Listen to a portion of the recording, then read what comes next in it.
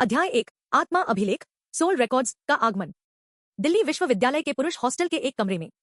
ये मौसम तो जान ही ले लेगा मेरी, अर्णव शर्मा ने खिड़की से बाहर झांकते हुए बुदबुदाया। बारिश इस तरह बरस रही थी जैसे आसमान फट पड़ा हो।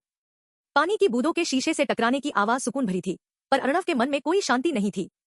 पिछले 1 साल से दुनिया का मौसम बिल्कुल पागल हो गया था। रेगिस्तान में तूफान, पहाड़ों की बर्फ पिघलना और अगले ही दिन सब फिर से जम जाना।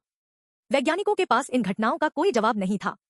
बड़ी बड़ी शक्तियां इसे प्रदूषण का नतीजा बता रही थी और बाकी देशों पर दबाव बना रही थी कि वे पर्यावरण का ख्याल रखें। अब तो लोग धूप में भी छाता लेकर चलते थे, कहीं अचानक बारिश न शुरू हो जाए। जैसे इतना काफी नहीं था, अब इस तूफान में काम पर भी जाना है। अर्णव ने ठंडी सांस छोड़ी और अलमारी से गर्म कपड़े निकालने लगा। अर्णव 20 साल का एक साधारण छात्र था। उसके पिता नगर निगम में क्लर्क थे और माँ एक प्राथमिक विद्यालय में अंग्रेजी पढ़ाती थी।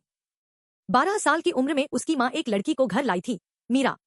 वह अर्णव से 3 साल छोटी थी। उसके माता पिता की मृत्यु के बाद किसी रिश्तेदार ने उसकी जिम्मेदारी नहीं ली थी। अर्णव की माँ, जो मीरा की माँ की सबसे अच्छी दोस्त थी, उसे अपने घर ले आई। तब से वे चारों एक परिवार की तरह रहते आए थे। अब मीरा राजधानी के एक प्रतिष्ठित स्कूल में पढ़ती थी और अगले साल दिल्ली विश्वविद्यालय में दाखिला लेने वाली थी। अर्णव कपड़े ढूंढ ही रहा था कि अचानक पूरा कमरा और उसके साथ पूरी धरती हिलने लगी। वह घबराकर अलमारी को पकड़ लिया ताकि वह उस पर गिर न पड़े। तभी उसके पेट में जैसे किसी ने जोर से मुक्का मारा हो, अंदर तक झटका लगा, सांसें रुक सी गईं, चेहरा पीला पड़ गया। 10 सेकंड बाद सब कुछ शांत हो गया।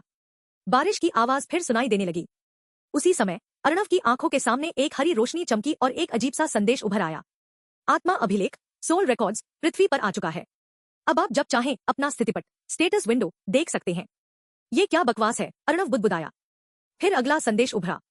अर्णव शर्मा, स्तर लेवल 0, जाति रेस मानव, कार्य जॉब कोई नहीं, उपाधि टाइटल कोई नहीं, बल स्ट्रेंथ 12 10, चपलता एजिलिटी 11 10, स्वास्थ्य हेल्थ 10 10, सहन शक्ति स्टैमिना 10 10, मना 109 0, जादू मैजिक 109 10।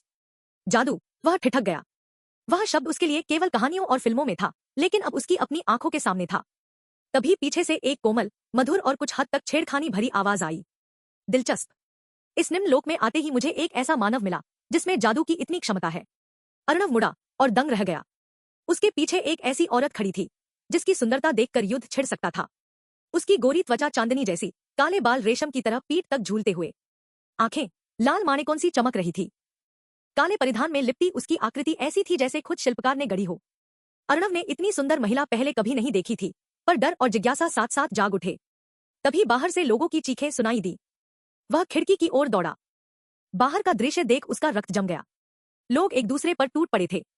कुछ लोग दूसरों को काटकर खा रहे थे। हे भगवान! एक लड़की भागती हुई दिखी। पीछे से एक विकृत आदमी उसका पीछा कर रहा था। वह फिसली, गिरी और अगले ही पल उस आदमी ने उसकी बाह काट ली। लड़की की चीख पूरे हॉस्टल में गूंज उठी। कुछ सेकंड बाद उसका शरीर शांत हो गया। फिर वह उठी और वही राक्षसी चाल में दूसरों की ओर बढ़ चली। अर्णव की आंखें फटी रह गईं। ये तो ज़ॉम्बी है। उसी वक्त उसने एक विशाल भिनभिनाहट सुनी। एक मक्खी या शायद मधुमक्खी उसके सामने आई, पर यह मुट्ठी जितनी बड़ी थी। उसने उड़कर उस ज़ॉम्बी के सिर में डंक मारा। ज़ॉम्बी वहीं ढेर हो गया और फिर वह मक्खी उसका मस्तिष्क खाने लगी। कुछ ही पल बाद वह मक्खी बड़ी हो गई और फिर सीधे हॉस्टल की खिड़की की ओर उड़ पड़ी। धक! अर्णव चिल्लाया। वह तेजी से एक लकड़ी की कुर्सी उठा लाया और जैसे ही मक्खी भीतर आई, उसने पूरी ताकत से उसे दे मारा। मक्खी दीवार से टकराई। उसने दोबारा कुर्सी उठाई और 3 बार पूरी ताकत से मारा, जब तक वह हिली भी नहीं। तभी उसके सामने एक सफेद प्रकाश गोला उठा और उसके शरीर में समा गया। आपने विशाल मधुमक्खी की आत्मा शक्ति प्राप्त की है। +2 बल, +2 चपलता। आप स्तर 1 पर पहुंच गए हैं। आपको 2 स्थिति बिंदु स्टेटस पॉइंट्स प्राप्त हुए हैं। क्या सच में? अर्णव हक्का बक्का था। उसे महसूस हुआ कि उसकी मांसपेशियां जैसे मजबूत हो गई हों। तभी उसने देखा, मक्खी के पास एक रक्त रंग का चमकता हुआ पत्र पड़ा था। रक्त नियंत्रण, ब्लड मैनिपुलेशन, प्रथम श्रेणी कौशल, स्तर 5। आप अपने या शत्रु के रक्त प्रवाह को नियंत्रित कर सकते हैं। प्रभाव आपकी जादुई शक्ति, माना और कल्पना पर निर्भर करता है। यह तो अविश्वसनीय है। तभी पीछे से वही महिला फिर बोली, काफी अच्छा कौशल है, मानव। अर्णव ने सावधानी से उसकी ओर देखा। कुर्सी अब भी हाथ में थी। तुम कौन हो? महिला मुस्कुराई। उसकी मुस्कान में मासूमियत और प्रलोभन दोनों थे। मेरा नाम लिलित है। मैं दानव कुल, डीमन फैक्शन की 6ठे क्रम 6th ऑर्डर की सुक्कुबस हूं। अध्याय 2 रक्त नियंत्रण की पहली परीक्षा। अर्णव कुछ क्षणों के लिए स्तब्ध रह गया जब उसने उस रहस्यमयी सुंदरी का परिचय सुना। छठे क्रम की सुक्कुबस, दानव कुल से। यह नाम उसके लिए किसी फैंटेसी कहानी जैसा था, पर उसके आसपास जो कुछ हो रहा था उसके बाद अब कुछ भी असंभव नहीं लग रहा था। अच्छा, समझ गया, अर्णव ने गंभीर स्वर में कहा, फिर भी उसके चेहरे पर सतर्कता बनी रही। तो तुम यहाँ क्या कर रही हो? लिलित ने अपनी लाल माणिक जैसी आंखें झपकाईं और हल्की मुस्कान के साथ बोली, तुम्हें कोई हैरानी नहीं हुई? तुमने तो मुझे इतनी आसानी से मान भी लिया। अर्णव ने खिड़की की ओर इशारा किया जहां बाहर दुनिया पागल हो चुकी थी, और फर्श पर पड़ी मुट्ठी जितनी बड़ी मरी हुई मधुमक्खी की ओर इशारा करते हुए बोला, बाहर का हाल देखो, मधुमक्खियां इंसानों जितनी बड़ी हो गई हैं, लोग एक दूसरे को खा रहे हैं और मेरी आंखों के सामने कोई अदृश्य संदेश उभर रहे हैं। अब अगर मैं तुम पर यकीन न करूं तो और क्या करूं? लिलित की आंखों में प्रशंसा झलकी। तुम जैसे निम्न लोक के इंसान में इतनी समझ। अच्छा लगा मुझे।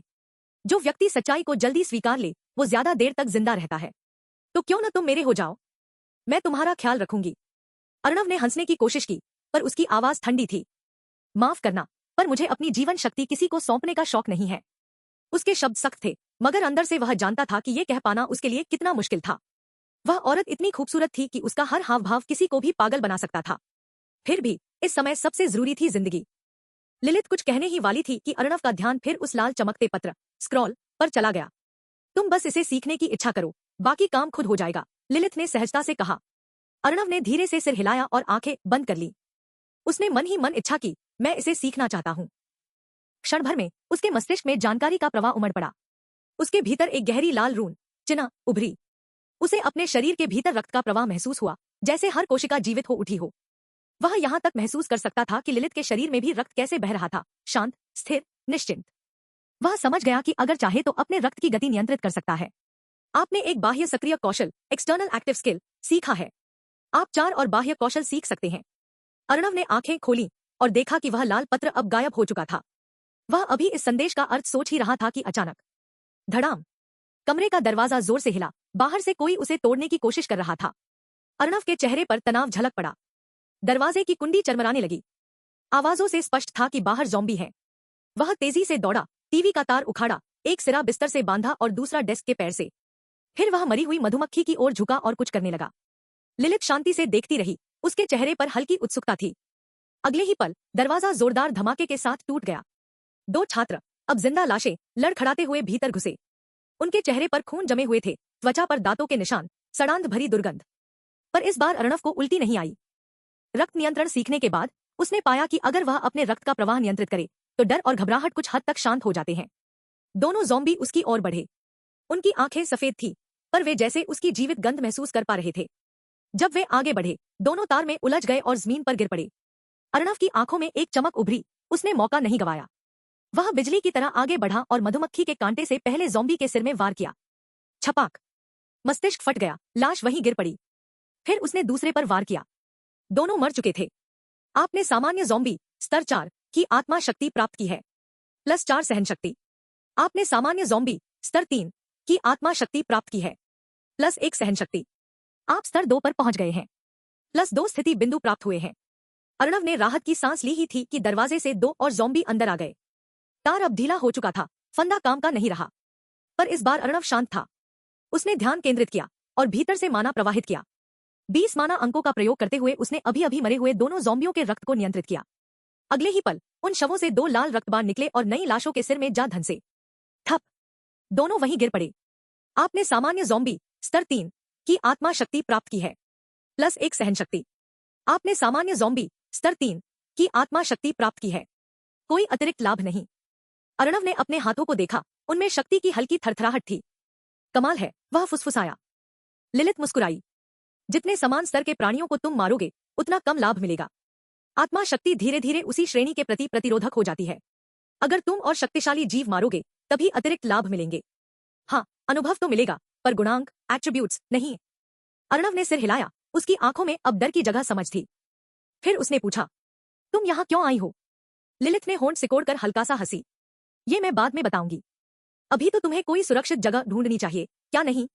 अर्णव ने टूटी हुई दरवाजे की ओर देखा और सिर हिलाया। सही कह रही हो, कुछ जरूरी सामान लेकर निकलते हैं। उसने जल्दी से अपना बैग उठाया, तार, 2 पानी की बोतलें और कुछ स्नैक्स रखे। बाकी चीजों की अब कोई कीमत नहीं थी। वह खिड़की से झांक कर बोला, कमाल है, 5वीं मंजिल। नीचे उतरना नामुमकिन है। आज तो किस्मत भी मजाक कर रही है। लिलित की आंखों में अजीब चमक थी।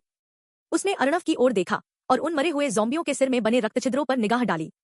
उसके होंठों पर एक रहस्यमयी मुस्कान आई। फिर वह उसके पीछे पीछे कमरे से बाहर निकल गई।